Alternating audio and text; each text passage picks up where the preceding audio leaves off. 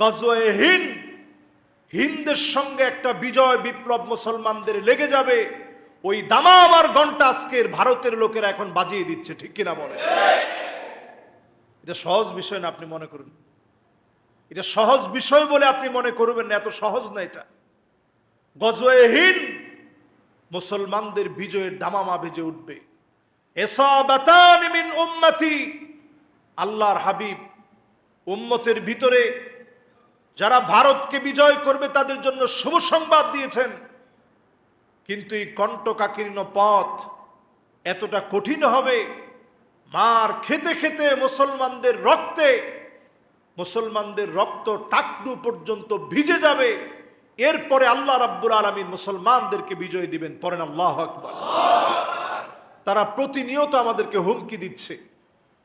আমাদের দেশের প্রত্যেকটা বর্ডার তাদের জন্য অনিশ্চিত। তাদের কারণে আমরা বাধাগ্রস্ত হচ্ছি প্রত্যেকটা জায়গায়। তবে নবী সাল্লাল্লাহু আলাইহি সাল্লামের ভবিষ্যৎবাণী স্মরণ করিয়ে দিতে চাই। এই যে আলামত এখন দেখা যাচ্ছে, এই কথাগুলা বলার কারণে কয়েকবার আমাকে ডাকা হয়েছে বিভিন্ন মহলে যে হুজুর আপনি এই বিষয়গুলো নিয়ে আলোচনা করতে পারবেন না। আজকের এখানে ওপেন বলছি, গজওয়ে হিন্দ, হিন্দের সঙ্গে একটা বিজয় বিপ্লব মুসলমানদের লেগে যাবে।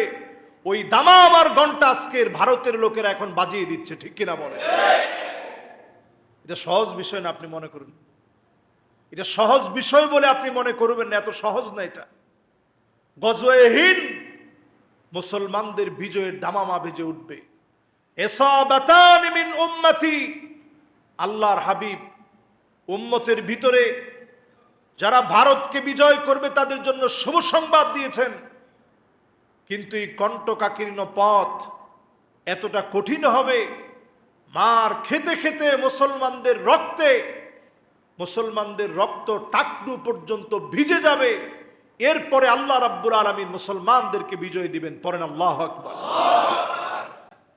তারা দেখবেন এখন কথায় কথায় আমাদেরকে বলে তোমরা ছোট একটা দেশ। কথায় কথায় তারা এখন আমাদেরকে বলে তাদের পেঁয়াজ আমাদের জন্য বন্ধ করে দিবে।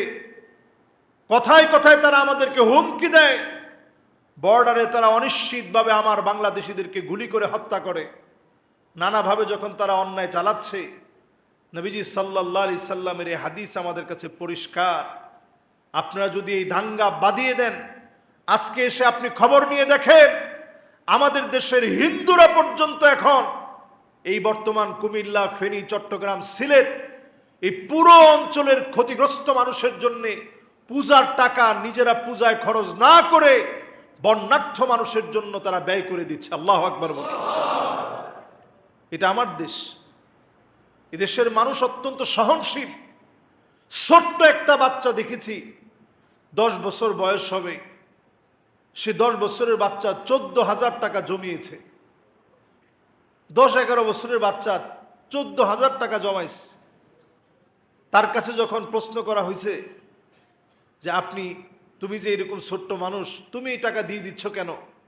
সে বলতেছে আমি তো উমরা অনেক করতে পারবো, কিন্তু একটা মানুষের জীবন বড় দামি, এজন্য আমার এই উমরার টাকাগুলো আমি দিয়ে দিচ্ছি। আমি আবার টাকা জমিয়ে একসময় উমরা করব। এখন এই মানুষগুলো বাঁচুক, এই মানুষগুলা বাঁচলে আমি অনেক উমরা করতে পারবো। আল্লাহু আকবার। এগুলো আমাদের দেশের সৌন্দর্য। আমাদের দেশের বৌদ্ধরা যারা আছে তারা পাহাড় থেকে নেমে আসতেছে, সহযোগিতার হাত তারাও বাড়িয়ে দিয়েছে।